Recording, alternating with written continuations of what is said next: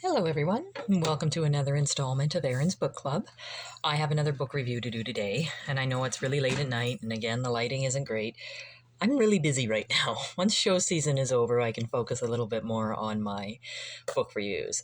But the book review I have to do today is Stephen King's The Body. Now, I'll start this by saying I am completely in love with Stephen King, and none of his books I'm ever going to say are bad. This one was written when one of his earlier works. I think it might have got turned into a movie called Stand By Me. And I didn't see the movie. I'm thinking maybe I should. But the book is really well done.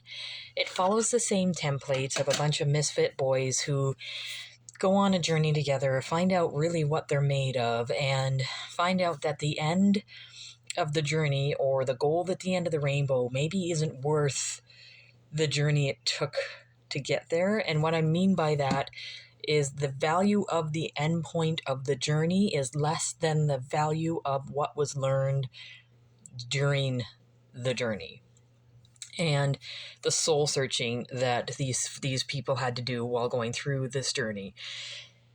The one nitpick that I'll have of King is he always seems to write in a raw, depressed,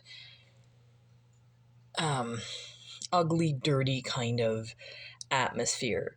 Like the younger boys here who are bullied by like their brothers and the elder boys are beyond bullying. Like they get their noses broken, they get their arms broken, and they don't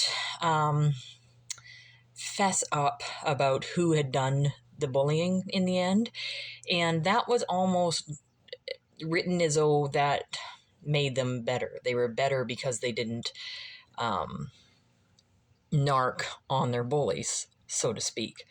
And yeah, okay, so I get it that in one story that if they found out who had beat him up, then the one guy would be going to jail. But isn't that the whole point? Like, if your older brother beats you up bad enough that your arm is broken in 2 different places, that brother should be going to jail.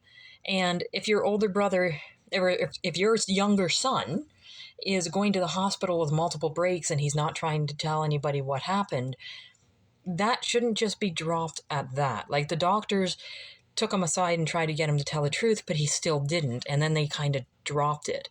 So, like, that part of the story, believe it or not, was something that didn't sit well with me. It wasn't realistic with me. Again, though, it goes with the flow of what King writes and where he seems to stick in any of his genres. It's never a happy-go-lucky world. It's always a miserable, horrid world where the adults don't notice the danger that the children are in. So that being said, though, it's a nice, quick story. It's a captivating story, and it's a good read. So, you know, it's a great collection or a great addition to my Stephen King collection, and I will probably read it again. But it's not one that I would write home to as one of his most amazing works. That being said, that's all I have to say about that book, and that's all I have to say about that review. I do have another book that I have recently read, but it is going to have its review done in a different location, so I won't be able to do that one right away. This one, though, it's a good book. Pick it up and have it a good read. Thanks very much, guys. I'll let you know when I have another book read.